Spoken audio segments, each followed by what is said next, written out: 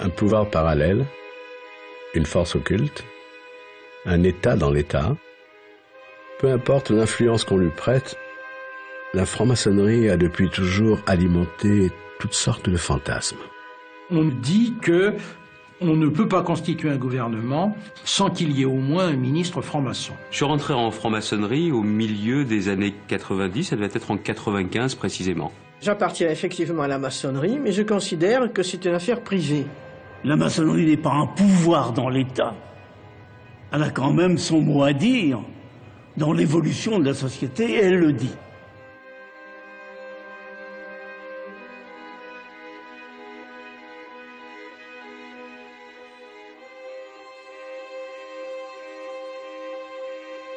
On ne peut pas dire que la franc-maçonnerie en France n'est pas un pouvoir, c'est un pouvoir. Une institution et, a fortiori, un réseau, c'est un peu comme un iceberg. Il y a l'influence visible et puis il y a l'influence invisible. Ce qu'elle pèse aujourd'hui, ce qu'elle veut faire aujourd'hui, ce n'est pas négligeable.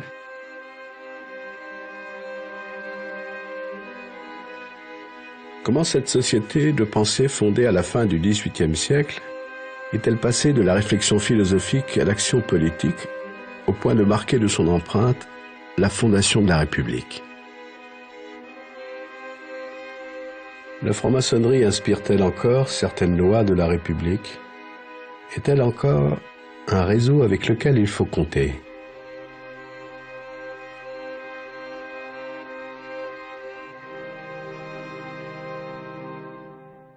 C'est pas des réseaux, ce sont des hommes et des femmes qui partagent des valeurs. Et ensuite, on dit ils se font la courte échelle, mais en réalité, ils se comprennent un peu mieux. La franc-maçonnerie est un laboratoire d'idées et elle n'est que ça. On vient à la Grande Loge nationale française véritablement rechercher une certaine élévation spirituelle et je dirais un certain perfectionnement moral. Je crois qu'on connaît mal la franc-maçonnerie en général et la franc-maçonnerie féminine en particulier. C'est parce qu'on la connaît mal qu'on en a peur. La République et le système ont besoin de gens sûrs et disponibles, ne remettant pas en cause la légitimité de l'État. Alors ce qui est intéressant dans la franc-maçonnerie, c'est qu'elle ne complote pas, paradoxalement. Elle est extrêmement légitimiste. C'est sous le Second Empire que les francs-maçons s'emparent de questions politiques et préparent l'avènement de la Troisième République. Les loges accueillent de nombreux républicains qui luttent contre le régime en place, autoritaire, conservateur et soutenu par l'Église catholique.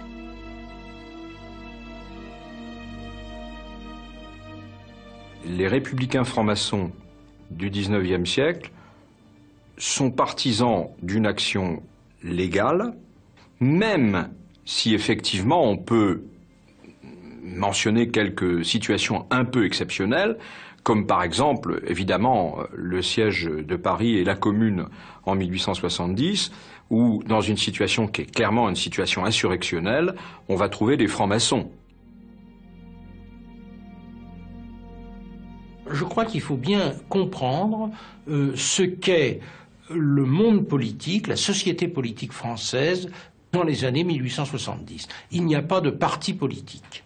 Il n'y a pas d'associations. Elles sont interdites par la loi, elles le seront jusqu'en 1901.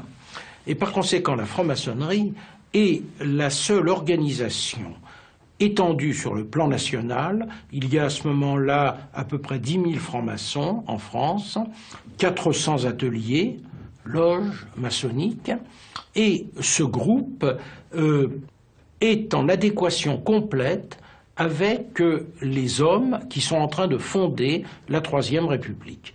Il y a tout un maillage du territoire national, parce que les loges, depuis 2 siècles alors, sont répandues sur tout le territoire national. Et dans la plus petite sous-préfecture ou chef-lieu de canton, il y a une loge où sont présents le maire, le médecin, l'avocat, le notable local, et d'ailleurs souvent aussi des représentants de la police. Ce sont ces gens-là qui vont en quelque sorte imprégner le territoire de leurs idéaux républicains. Et ils vont participer à l'action politique d'une manière légale. Ça veut dire, clairement, il faut qu'on parvienne à gagner les élections. les loges à cette époque préparent les candidatures, suscitent les candidatures, essaient de trouver dans leur rang, bien entendu, un candidat. Si le candidat n'est pas franc-maçon, ce qui peut arriver, mais qui paraît le mieux placé dans le camp républicain, on le soutient.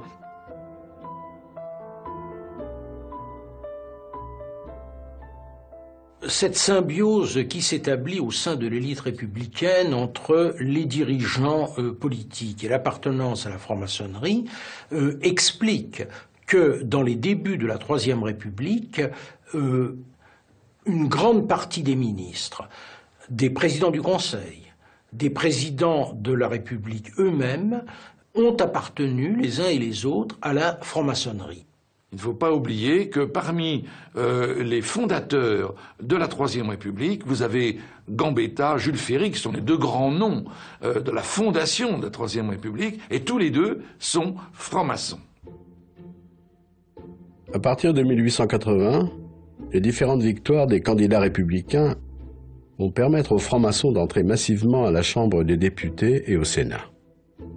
Plus d'un tiers des parlementaires est alors franc-maçon. Une partie des sujets de société discutés dans les loges depuis des années vont ainsi devenir des textes de loi de la République. L'un des plus emblématiques, la loi de 1881, fondatrice de la liberté d'expression. La loi de 1881, c'est toujours la loi qui signale qu'on n'a pas le droit d'afficher. Mais la loi de 1881, ce n'est pas une loi de défense.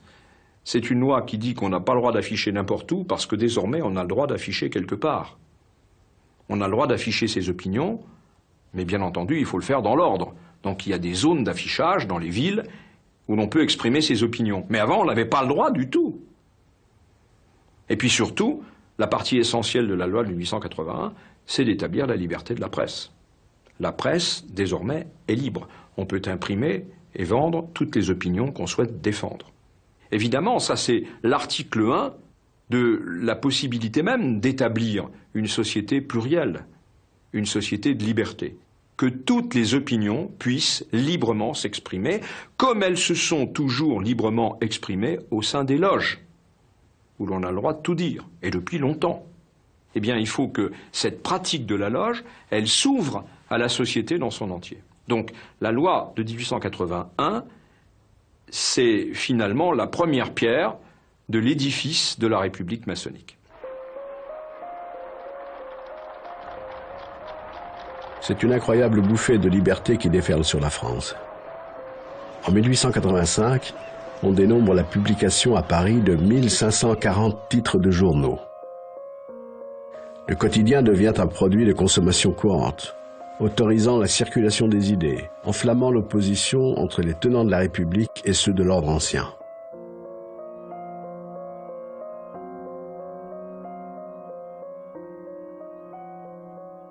L'explosion d'hostilité à la République que manifeste l'Église catholique va probablement être un des éléments, sans doute pas le seul, mais un des éléments qui vont conduire la franc-maçonnerie à passer de ce socialisme spiritualiste qui était certainement anticlérical mais qui n'était pas anti-religieux, à quelque chose de tout à fait différent, où va apparaître l'idée de la morale laïque. Et c'est à partir de ce moment-là qu'on dit la République sera sociale et laïque. Parce qu'on a finalement acquis la conviction dans les milieux républicains, et singulièrement dans les milieux républicains et maçonniques, qu'on ne pourra jamais plus espérer concilier la République et l'Église catholique.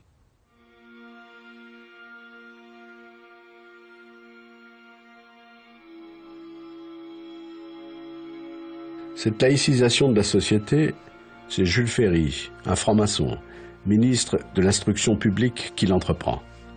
Il révolutionne l'enseignement. Désormais, l'école sera obligatoire, gratuite et laïque pour les enfants de 6 à 13 ans. Ce ne sont plus les curés qui enseignent, mais des instituteurs formés par la République dans les toutes nouvelles écoles normales. Autre bouleversement profond de la société, les filles ont droit à l'instruction publique. C'est la création des écoles pour jeunes filles.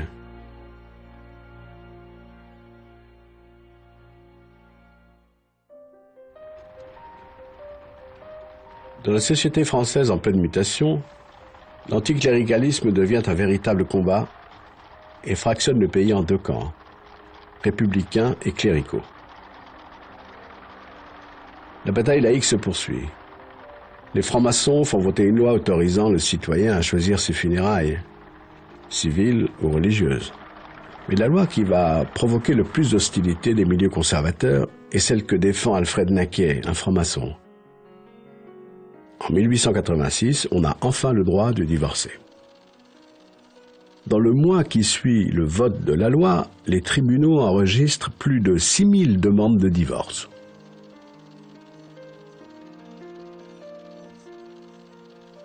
La France s'apprête à clore le 19e siècle et à entrer dans le 20e siècle. Le cinématographe vient d'y être inventé.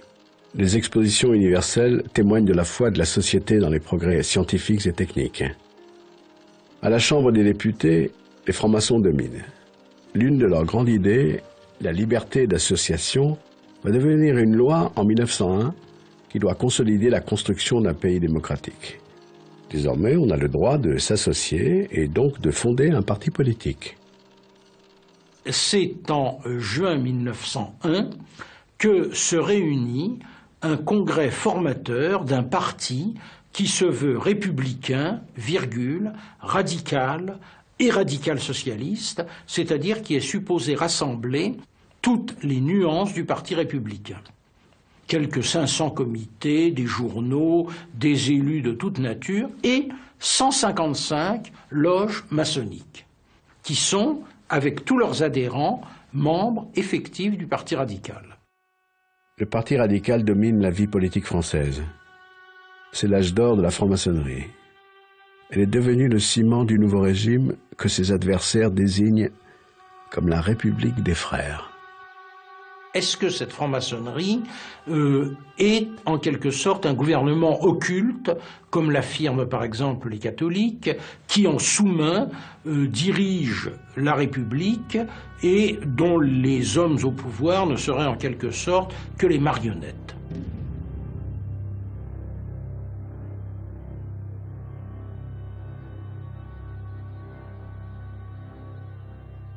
Le Conseil de l'Ordre du Grand Orient de France, qui est donc l'instance suprême du Grand Orient de France, dans l'une de ses séances, va pratiquement fixer mot à mot le programme du gouvernement pour l'année à venir.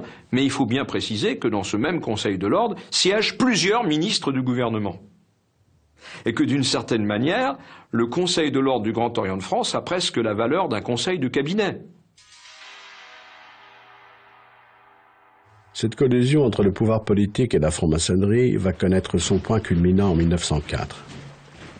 Après avoir laïcisé l'éducation, les républicains s'attaquent à l'armée, bastion supposé conservateur au cœur de la République. Le général André, ministre de la guerre et franc-maçon, va organiser un système de fichage des officiers dont l'objectif est d'identifier les militaires anti-républicains ou trop ouvertement catholiques. Le système consiste à demander aux loges des renseignements sur les officiers qu'elles connaissent. Et éventuellement à faire des enquêtes, on pourrait presque dire des filatures.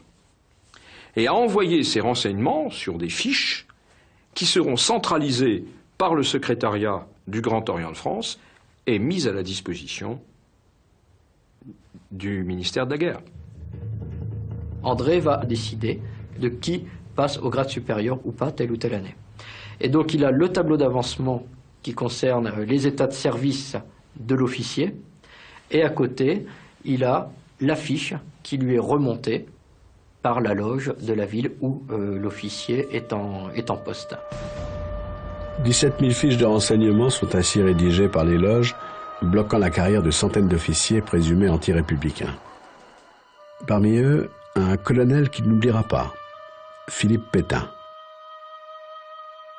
Les anti-maçons vont faire éclater l'affaire et provoquer la démission du ministre et la chute du président du Conseil, Émile Combes, un franc-maçon, qui avant de quitter le pouvoir achève son chef-d'œuvre, la séparation des églises et de l'État. En 1905, la République est définitivement laïque. Quand on regarde en détail la loi de 1905, on découvre des chapitres dont le titre est assez surprenant, puisqu'il y en a un qui s'intitule « De la police des cultes ».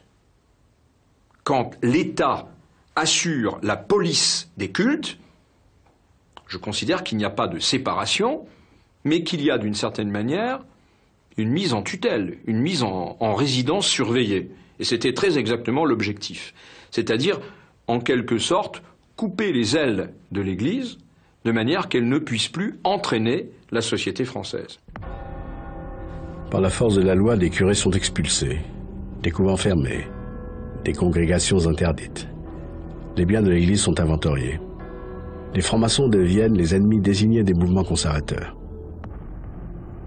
L'antimaçonnisme, courant de pensée né au XIXe siècle, puise dans cette haine toute la vigueur nécessaire à la revanche qui se trame.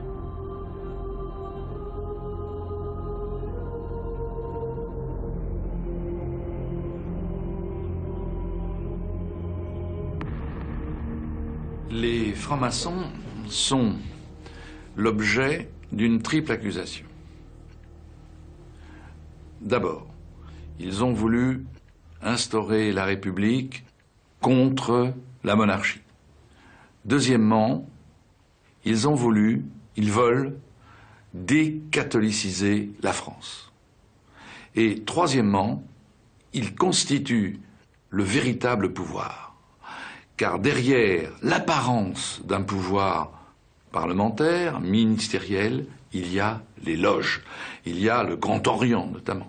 À partir du moment où la République est établie sur des bases solides et définitives, à partir du moment où l'Église catholique a perdu l'essentiel de son pouvoir, à partir du moment où les réformes concernant la vie familiale, l'éducation, la justice ont été accomplies, on peut dire que le programme intellectuel, le projet intellectuel de la franc-maçonnerie, qui est évidemment le projet républicain, mais que la franc-maçonnerie a porté largement, ce projet est accompli. Et qu'à ce moment-là, la franc-maçonnerie n'a plus en quelque sorte qu'à se retirer dans ses temples, à se retirer du forum, et à être peut-être une sorte de gardienne vigilante, mais rien d'autre. Or, ce n'est pas ce qui s'est passé. La franc-maçonnerie, encore une fois, non pas en tant qu'institution, mais par l'intermédiaire d'un certain nombre de ses membres, s'est introduite dans l'appareil politique. Et elle y est restée. Elle y est restée, et un certain nombre de personnes influentes, des ministres, des présidents du Conseil de la Troisième République, sont notoirement connus pour être des francs-maçons. À partir de ce moment-là, les francs-maçons qui, dans la période précédente, apparaissaient comme ceux qui militent pour que naisse un nouvel ordre des choses, prennent une autre figure. Ils deviennent ceux qui profitent du système politique qu'ils ont établi pour continuer à le dominer indépendamment du jeu normal des institutions.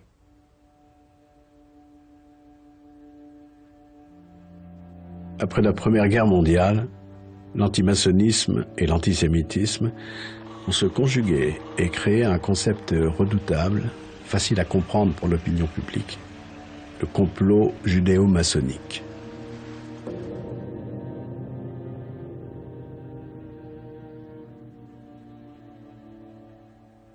Dans les loges, les antisémites s'étaient aperçus qu'il y avait beaucoup plus de juifs que dans la population réelle.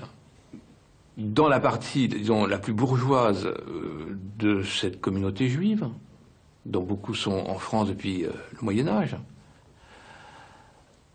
le progrès de la société les amène parfois à se déjudaïser, à ne plus pratiquer la religion de leurs ancêtres. Et à ce moment-là, la maçonnerie apparaît comme certainement un moyen de s'intégrer plus rapidement à la société française, sans passer par la conversion au catholicisme, au protestantisme. Bon. Alors c'est un phénomène micro-sociologique, mais comme les antisémites et les antimaçonniques se recrutent dans les mêmes milieux qu'ils ont les mêmes procédures de délire intellectuel, ils se disent, ça y est, c'est les mêmes. C'est les deux faces du même phénomène.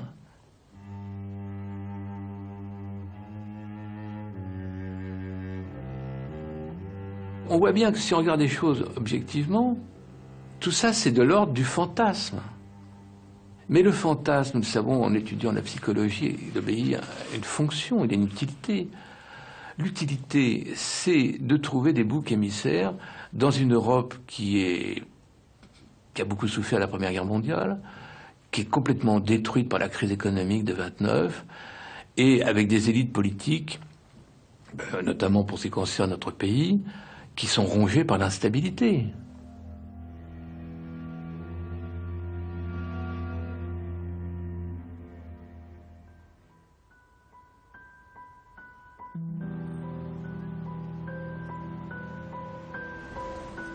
Dans les années 30, les francs-maçons perdent de leur influence sur la politique, alors que le pays s'enfonce dans la crise économique et que les conflits sociaux se durcissent.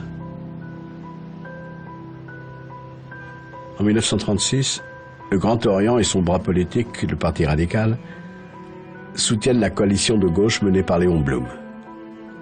La victoire du Front populaire voit le retour éphémère de quelques francs-maçons dans les ministères régaliens, comme l'Intérieur ou l'Éducation nationale.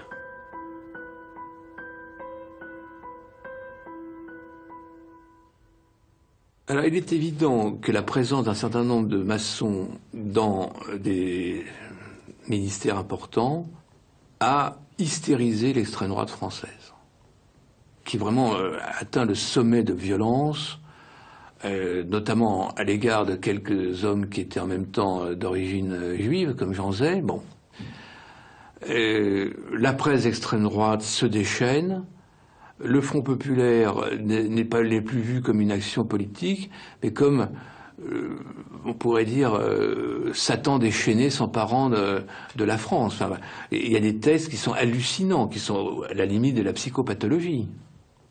Alors, il est évident que le Front populaire a été le moment où se fait définitivement la symbiose criminelle entre l'antisémitisme et l'antimaçonnisme, et où l'alliage est fondu et désormais prêt pour le combat. Le combat qui va arriver avec l'État de Vichy. Juin 1940. La France a perdu la guerre. Les Allemands occupent Paris. La Troisième République, si chère aux francs-maçons, n'a plus que quelques jours à vivre.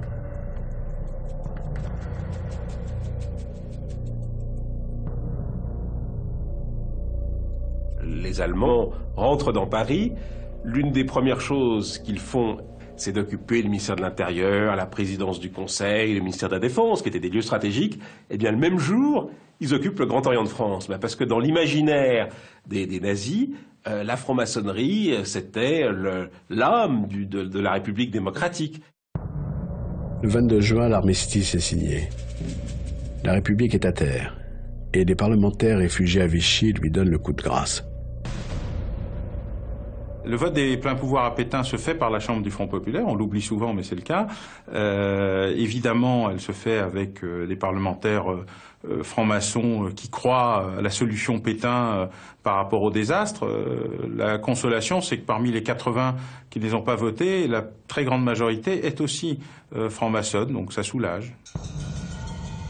Une partie de ceux qui vont voter pour Philippe Pétain ne votent pas pour des raisons idéologiques, pas forcément contre la Troisième République, en tous les cas pas forcément pour la Révolution nationale, mais ils votent donc pour que, pendant un laps de temps, ce Philippe Pétain, vainqueur de Verdun, en qui beaucoup de Français se reconnaissaient à l'époque, donc puisse avoir des pouvoirs temporaires. Et le petit père Pétain, 2 jours, 3 jours, 4 heures après, dit « Eh ben moi, je fais ma petite révolution juridique, je vous crée l'État français. »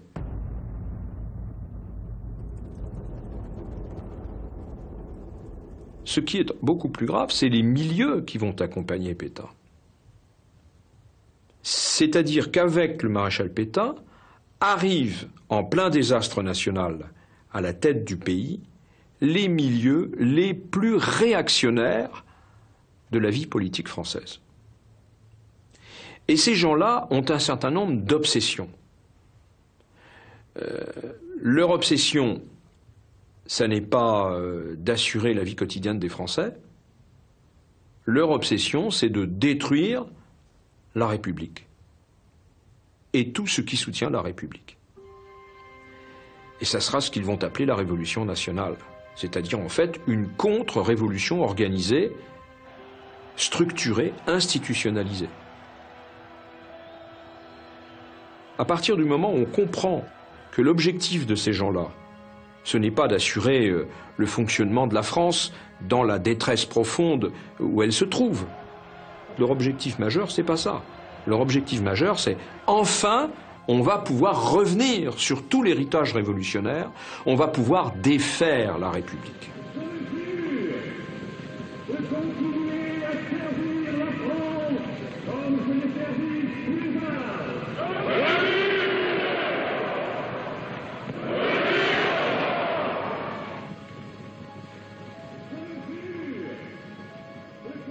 Lors du premier conseil des ministres de l'État français, Pétain fait jurer sur l'honneur à l'ensemble de ses ministres qu'aucun d'eux n'est franc-maçon, et s'il l'a été, que plus rien ne le lie à son ancienne obédience. Il s'agit pour le maréchal d'une véritable obsession qui va devenir l'objet de l'un des tout premiers décrets du nouveau gouvernement. En plein mois d'août 1940, il faut se souvenir de ce qu'est l'état de la France, des millions de gens sur les routes, la détresse absolue, la désorganisation totale. Ce qu'il faut avant tout, c'est assurer la sécurité des personnes, le ravitaillement, le rapatriement des biens et des personnes. Eh bien, qu'est-ce que fait le gouvernement de Vichy?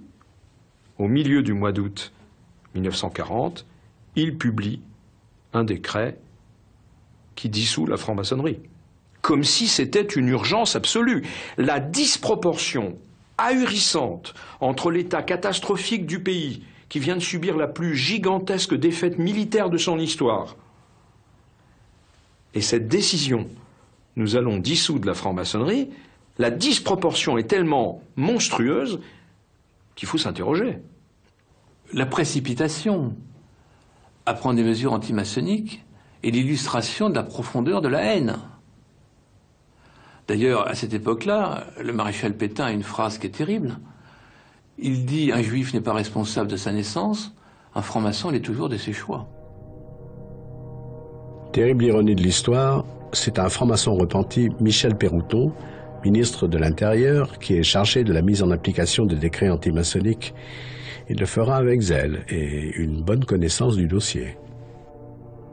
Toute la machine administrative s'est mise en branle à partir de là, alors à la fois du côté des préfets, des maires et des services de police. Et ça a été le point de départ de la création du service des sociétés secrètes. Et il s'agissait essentiellement d'avoir un fichier le plus complet possible des francs-maçons. En quelques mois, l'administration fait remonter au service des sociétés secrètes des milliers de noms de francs-maçons. Un deuxième décret ordonne, en août 1941, la publication de tous ces noms au journal officiel, les désignant ainsi à leurs concitoyens.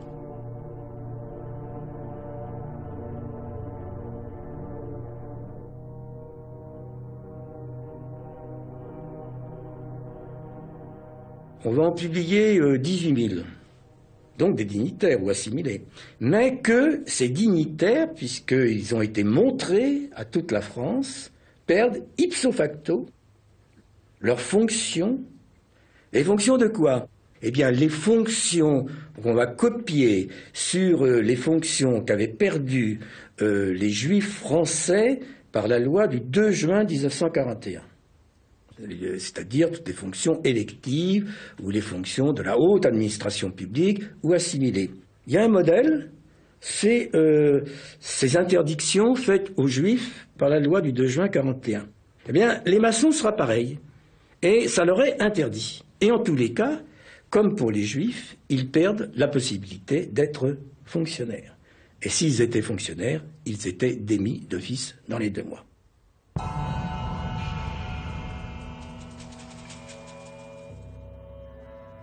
Mais le jour où on s'est mis à dire, dans le 3e canton de telle circonscription, messieurs un tel bidule et machin sont francs-maçons, monsieur truc est le vénérable de la loge, les gens commençaient à dire, ah bah attendez, la franc-maçonnerie, si vous voulez, mais le docteur Legrand, qu'on connaît bien, bon, il est peut-être vénérable de la loge, mais c'est quand même quelqu'un de bien, etc. Puis attendez, puis l'instituteur qui garde les enfants un peu plus tard quand il y a les récoltes, etc. Vous n'allez pas l'embêter, vous n'allez pas le... Bon, les francs-maçons, si vous voulez, en général, mais... Et donc, finalement, on s'est arrêté de publier ces listes parce que ça a été contre-productif. Naturellement, dans ces listes de milliers de noms, il y avait peut-être des gens qui avaient eu à certains moments des comportements pas remarquables, mais la plupart étaient des petits notables de la Troisième République qui étaient estimés par leurs concitoyens, qui jouaient un rôle dans la vie sociale, et donc Vichy s'est arrêté de publier ces listes à la suite d'un certain nombre d'échanges avec les préfets de Vichy qui ont dit, au contraire, loin de décrédibiliser la franc-maçonnerie, ça leur rend sympathique aux gens, donc arrêtez de publier des noms, continuez à dire du mal de la franc-maçonnerie en général, mais ne publiez plus de listes de francs-maçons. Dire du mal, c'est ce à quoi va s'employer le service des sociétés secrètes par la publication de revues antimaçonniques et l'organisation d'une grande exposition dans laquelle la franc-maçonnerie est présentée comme responsable de l'effondrement de la France. Au Petit Palais vient de s'ouvrir l'exposition maçonnique qui jette la lumière sur la curieuse et mystérieuse mise en scène établie par les francs-maçons qui prétendaient ainsi à impressionner leurs adeptes.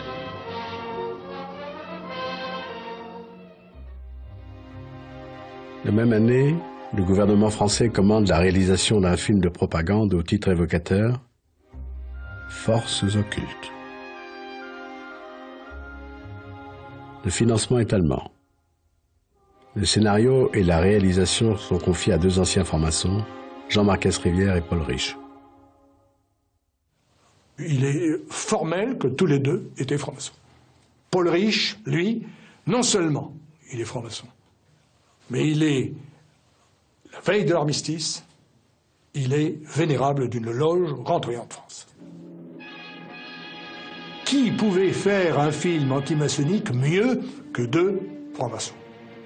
Ah, ça c'est la question, et c'est la question qui fait que Forces occultes est resté ce film le plus étrange de toute l'histoire du cinéma, puisqu'il est le seul film antimaçonnique. Mais vous tous, maçons, vous poussez à la guerre pour que ce pays soit gouverné par vos lois, par les Juifs, et la maçonnerie surtout. Le peuple français ne se battra pas pour défendre une idéologie fumeuse, un régime ignoble, une république pourrie.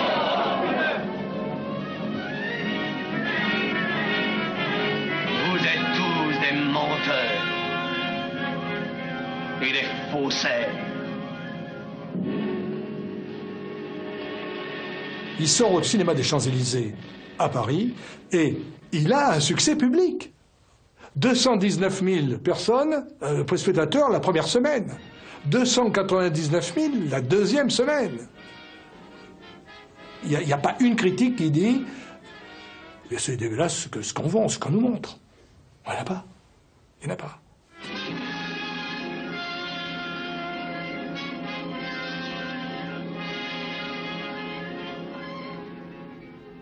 Je crois que tout cela a des conséquences qui se font sentir de nos jours encore, c'est-à-dire plus de 50 ans après, 60 ans après. C'est à partir de cette époque que les francs-maçons en France répugnent absolument à reconnaître leur appartenance. Et du coup, par une espèce de cercle vicieux, en refusant de décliner leur appartenance, ils alimentent la thèse selon laquelle si les francs-maçons se cachent, c'est qu'ils ont des choses à cacher. À l'heure de la Libération, après 4 années de persécution, le bilan pour la franc-maçonnerie est lourd. Des centaines de francs-maçons sont morts dans la résistance ou la déportation. La terreur a fait fuir la majorité des membres. Et en 1945, le Grand Orient ne compte plus que 6 000 adhérents. Et la Grande Loge de France, à peine 3 500. La maçonnerie ne sort du trou noir qu'au début des années 50. mais elle n'est plus la même. Elle n'est plus la même, notamment quant à son implication dans le jeu politique. Parce que les francs-maçons ont commencé une réflexion sur eux-mêmes, et en particulier une réflexion critique. Et ils se sont dit, pourquoi y a-t-il eu, pendant 4 ans, un tel déchaînement de violence sur nous? C'est parce qu'on nous avait identifiés à l'appareil politique. Il n'y a pas d'autre raison. On nous avait identifiés à l'appareil politique. De sorte que si nous replaçons nos pas dans les pas de nos aînés, nous pouvons courir les mêmes risques.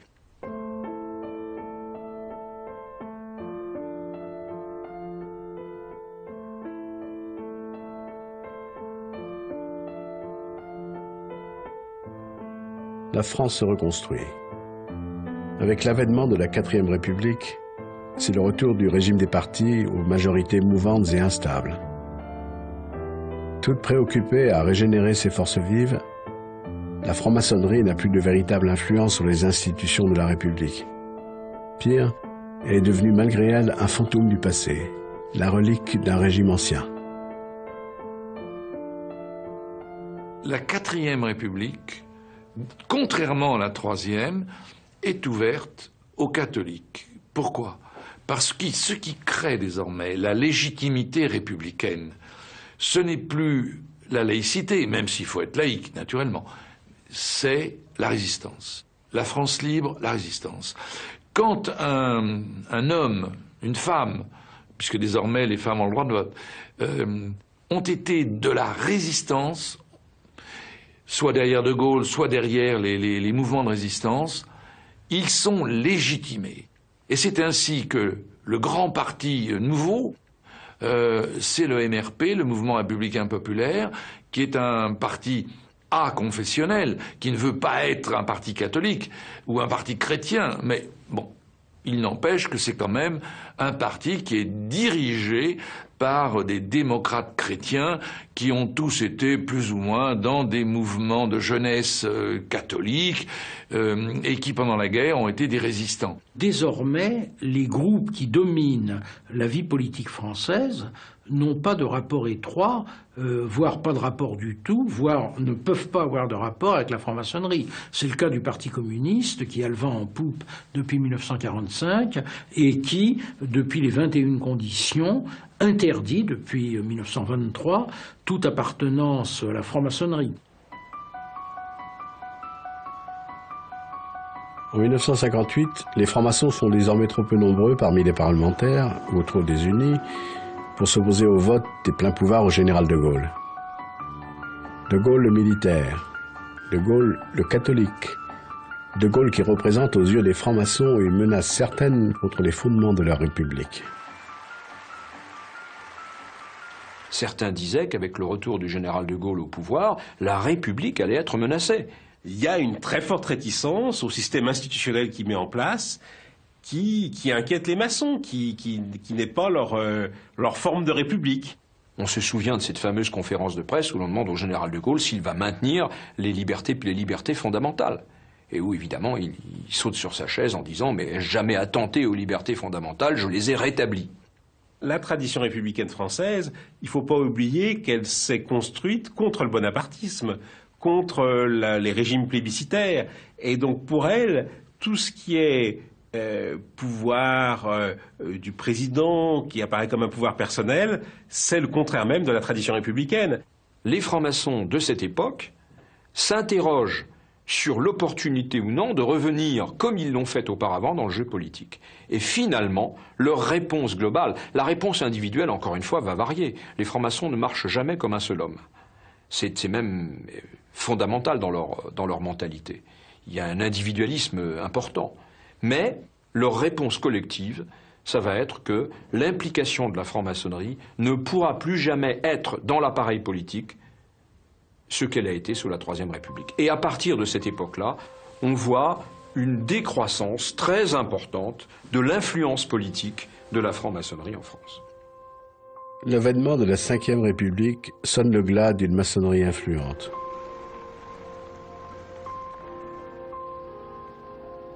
Dans les différents gouvernements du général de Gaulle, peu de francs-maçons, à l'exception de Philippe de Chartres, ministre de l'Équipement et du Logement. Le général savait que j'étais maçon, il savait que je ne serais pas l'œil de Moscou du Grand Orient de France à l'intérieur de son gouvernement et que mes capacités ne seraient pas toutes concentrées vers une volonté de changer le gouvernement en fonction des oukases du Grand Orient. Tout le temps où j'ai été ministre du général et de Georges Pompidou, j'étais vénérable de ma loge, la loge Paris. Et pendant tout ce temps, 2 fois par mois, je présidais ma loge. Et tout le monde le savait, les renseignements généraux le savaient. Et pour qu'on ne l'ignore pas, je me faisais conduire en voiture et je laissais devant la porte du Grand Orient ma cocarde allumée. Ce qui montre que le secret maçonnique, n'est-ce pas, est lui aussi un mythe. Dans les années 60 et 70, la franc-maçonnerie a probablement trouvé un nouveau moyen de s'insérer dans le jeu politique, en se réservant quelques dossiers. Il ne s'agit plus de parler des grandes réformes de l'État, mais de se réserver quelques dossiers où elle estime avoir une légitimité. C'est ainsi qu'on sait, par exemple, que des loges ont été très actives et des francs-maçons ont été très actifs pour le vote de la loi sur la contraception ou pour le vote de la loi sur l'avortement. On citait tous à ce moment-là l'exemple de Lucien Neuwirth, parce que Lucien Neuwirth s'est imposé dans la lutte pour la libéralisation de la pilule. On s'est mis à dire, mais pourquoi est-ce que c'est lui qui a défendu ce projet? Alors d'autres nous ont dit, parce que le projet avait été inscrit à l'ordre du jour des travaux de la maçonnerie dans les années précédentes. Bon, c'est à ce moment-là, si vous voulez, qu'on s'est tous mis un peu, tous les journalistes, on s'est mis à découvrir la franc-maçonnerie, pour ceux d'entre nous qui ne la connaissaient pas, et à parler de ça. Les médias, après 2 décennies d'oubli, vont faire de la franc-maçonnerie un sujet de presse récurrent, poussant l'institution à jouer le jeu ambigu de la communication. Je m'engage à garder inviolablement le secret maçonnique, à ne jamais rien dire ni écrire sur ce que j'aurais pu voir ou entendre, pouvant intéresser l'ordre, à moins que j'en ai reçu l'autorisation. Les francs-maçons cherchent aussi à revenir dans le jeu politique. À gauche, Charles Hernu, membre du club des Jacobins, décide d'aider François Mitterrand qui n'a plus ni parti ni tribune. Il y a eu, si vous voulez, dans les années 70, un certain nombre de maçons de gauche qui ne se sont pas satisfaits du Parti socialiste tel qu'il était et qui ont constitué des clubs ou des formations politiques comme la Convention des institutions républicaines, parce qu'ils avaient le sentiment que celui qui répondait le mieux à leurs aspirations philosophiques, maçonniques, politiques, à leur sensibilité, etc., c'était François Mitterrand, et qu'ils ont voulu l'aider à accéder au pouvoir. Le club des Jacobins était un club qui a beaucoup aidé François Mitterrand à titre personnel, mais aussi dans la création de la Convention des institutions républicaines. On a fait c'est une fédération de clubs. Et là, il est vrai que les gens qui s'occupaient de cela, ils étaient tous maçons au départ. François Mitterrand va maintenant pouvoir jouer sur les réseaux maçonniques au sein du Parti socialiste et en conquérir la direction.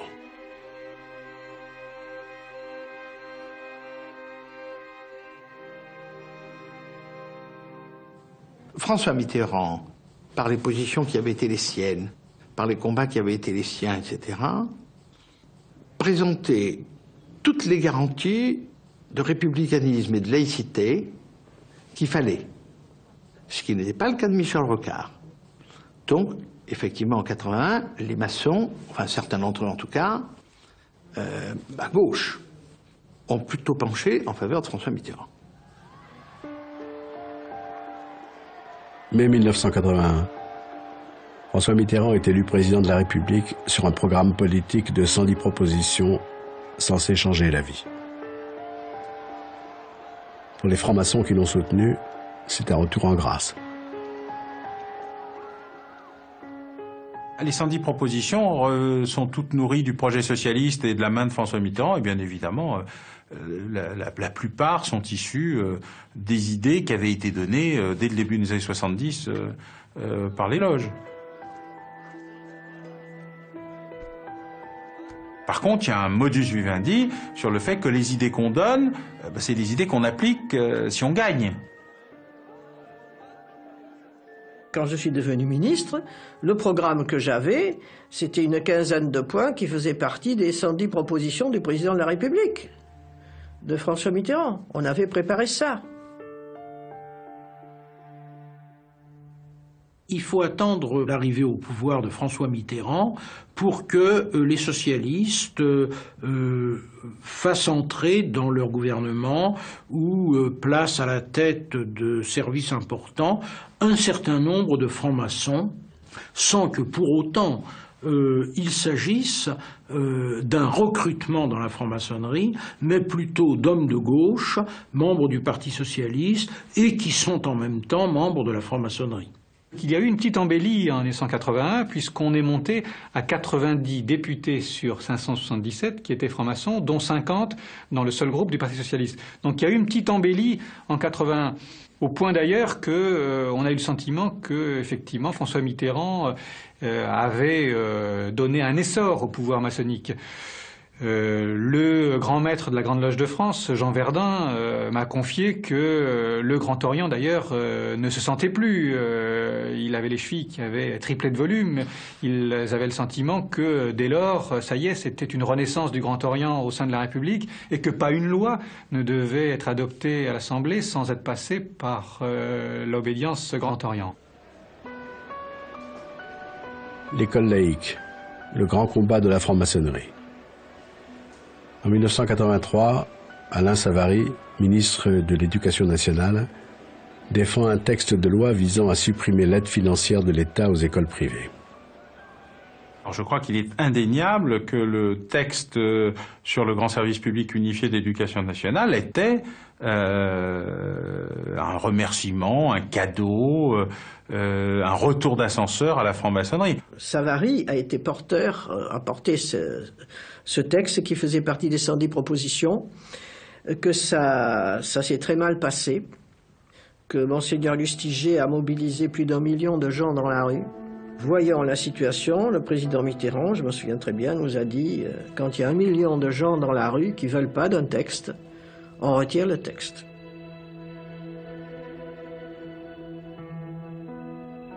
Les francs-maçons cherchent toujours à comprendre pourquoi ils ont échoué en 1983. Ce sujet n'est toujours pas passé. C'est la petite histoire qui ne passe pas, une aigreur permanente. Pourquoi, alors que sur le terrain politique, les idées maçonniques portées par la gauche avaient obtenu la majorité à l'Assemblée, l'élection de François Mitterrand, l'abolition de la peine de mort, la libéralisation des ondes, de la radio-télévision, tout le programme y était passé. Et sur ce terrain-là, qui était le cœur du message de la fin de la guerre avec l'Église catholique, non seulement ça ne passait pas, mais en plus la révolte d'une partie importante de la population transformait la tentative en désastre politique, en même temps d'ailleurs que c'était l'interruption de l'ensemble des réformes. 83, hein, c'est la fin de 81 et c'est le début de la gestion de la crise. Et je crois que là, la maçonnerie est soudain entrée dans une phase qui l'a amenée à sa grande crise de 1995, c'est-à-dire à quoi on sert. Dans les années 2000, la franc-maçonnerie cherche une nouvelle place dans le débat public. Elle sera désormais à découvert et le pouvoir politique s'autorise à la consulter. Mesdames et messieurs les grands maîtres, mesdames, messieurs, je suis heureux de recevoir aujourd'hui les représentants d'une tradition philosophique qui a pris une part si importante en France et dans le monde à l'élaboration et à la diffusion des idées républicaines. Au moment de l'affaire du voile islamique dans les écoles, la franc-maçonnerie, vigie de la laïcité, revient au premier plan. Beaucoup de maçons était favorable à la loi sur le voile à l'école pour protéger nos enfants de ce qui était utilisé comme un élément de religion et comme un bélier pour enfoncer essentiellement des principes républicains. Et nous partions du principe que nous souhaitions absolument, et coûte que coûte, protéger les consciences en formation, notre jeunesse, de toute influence extérieure, essentiellement religieuse. De toute façon, c'est un sujet qui est devant nous. L'application, la préservation de la laïcité dans notre façon de vivre ensemble. Donc la maçonnerie aura un cheval de bataille, quoi qu'il arrive, à l'avenir sur ce sujet. Par un étonnant paradoxe, plus la franc-maçonnerie a perdu de son influence réelle sur le pouvoir, plus son influence fantasmée est montée en puissance. Comment va-t-on faire croire aujourd'hui que dans une France de 65 millions d'habitants, les 120 000 maçons répartis en 12 obédiences qui n'arrêtent pas de se tirailler entre elles dirigent ce pays? Alors, le nombre de parlementaires francs-maçons, Assemblée, Sénat, Parlement européen, est d'environ 10% de l'effectif, c'est-à-dire il y a environ 1 millier de parlementaires tout compris, ça fait à peu près 10% de l'effectif. Aujourd'hui, le pouvoir n'est plus dans les obédiences. Il est dans la République, dans les partis politiques qui font, depuis la Ve République clairement, mais même forcément depuis la 4e, le pouvoir républicain. Je sais bien que quand la gauche affronte la droite, il y a des francs-maçons partout. Donc si c'était si facile et si c'était un réseau, il n'y aurait pas de gauche, il n'y aurait pas de droite, il y aurait les francs-maçons et les autres. C'est pas le cas. Voilà, c'est pas le cas. Pourtant, la franc-maçonnerie se porte bien. Le Grand Orient de France et la Grande Loge nationale de France se livrent à une véritable concurrence. Alors, la franc-maçonnerie n'est-elle qu'une boîte à idées? Une gardienne du temple républicain? Où se situe aujourd'hui le pouvoir maçonnique? La franc-maçonnerie aujourd'hui encore possède de nombreux fiefs, de nombreux lieux de pouvoir dans lesquels elle est très influente, et qui sont quelquefois des lieux où s'exerce le pouvoir régalien. Je pense au ministère de l'Intérieur, où en gros, on peut dire qu'un commissaire de police sur 4, et à l'échelon du dessus, un contrôleur général sur 2 est franc-maçon. Elle progresse essentiellement dans les milieux d'affaires que sont les chefs d'entreprise, les cadres supérieurs d'entreprise, éventuellement les notaires, les avocats. Et là, effectivement, ça déplace le pouvoir politique. C'est plus le pouvoir politique traditionnel, mais c'est le pouvoir politique au sens sociétal, économique. Il y a également toutes les entreprises publiques ou ex-publiques, c'est-à-dire EDF, La Poste, Air France, mais aussi les banques ex-nationalisées, tout le secteur mutualiste, où les réseaux francs-maçons jouent un rôle considérable. S'organiser en réseau, ça ne veut pas dire être un réseau qui prend un pouvoir ou qui va mettre la main sur tel homme politique ou sur tel président de la République. Moi, je vous prends un exemple. Mon père a été grand maître du Grand Orient. C'était un homme d'influence, c'était un homme convaincu, et qui, je crois, a appliqué dans son entreprise sa vision maçonnique, de solidarité, et puis ça tombait bien, puisque la structure coopérative ou mutualiste répond parfaitement aux objectifs maçonniques de travail en commun. Il se trouve qu'il était de la promo de Sciences Po de Chirac. Sophie Coignard dans son livre d'ailleurs, et puis c'est connu de tous, on dit chaque président de la République avait son grand maître, et on dit Barouin était le grand maître de Chirac. C'était d'abord des amis, qui partageaient ensuite des valeurs certaines sur certains points, qui étaient en opposition sur d'autres, qui se comprenaient. Il se trouve qu'ils se connaissaient bien et depuis longtemps. Il se trouve que l'un a été Premier ministre et l'autre a été grand maître du Grand Orient. Il se trouve que c'était précieux pour le grand maître du Grand Orient de dire au Premier ministre, ben voilà ce que l'on dit dans les loges, voilà les sujets sur lesquels il nous semble important. Exemple, l'école publique et le grand débat du début des années 80, sur lequel la maçonnerie est montée en première ligne, nécessite de bien réfléchir à l'évolution de la société. Et le Premier ministre Chirac, lui, était certainement intéressé par non pas par ce qui se passait dans les loges, ou qui faisait quoi, mais par les éléments qui irriguaient les débats, pour bien comprendre aussi quelles étaient les mesures publiques à prendre. À partir du moment où c'est mystérieux, où c'est secret, ça génère des fantasmes. Et les fantasmes potentiellement intéressent, font vendre. Et je pense que si on montrait les choses de façon beaucoup plus transparente, comme ça se fait notamment en Angleterre, ce ne serait pas bardé de mystère, bardé un petit peu de soufre, comme vous le dites. Ça ne correspond en rien à la réalité, mais c'est vrai aujourd'hui que c'est toujours cette image-là qui est véhiculée autour de la maçonnerie. Et je crois aussi que la franc-maçonnerie a tout intérêt à jouer cette clarté, cette transparence, à rendre compte aussi de ce qu'elle sait faire. Il y a eu des époques où les choses ont été plus transparentes, plus claires. Il est évident notamment que les textes, notamment avec Henri Caillavet, ont été des textes inspirés par la franc-maçonnerie, d'une certaine façon. Qu'est-ce qu'il y a de mal à cela ? Quand on voit notamment des grands sujets de réflexion comme la laïcité, sont des thèmes qui sont au cœur de ce que peuvent être les idées maçonniques. Mais une chose est certaine, encore une fois, de publier les travaux, de rendre compte de ces travaux, ça me semble aller dans un sens nécessaire.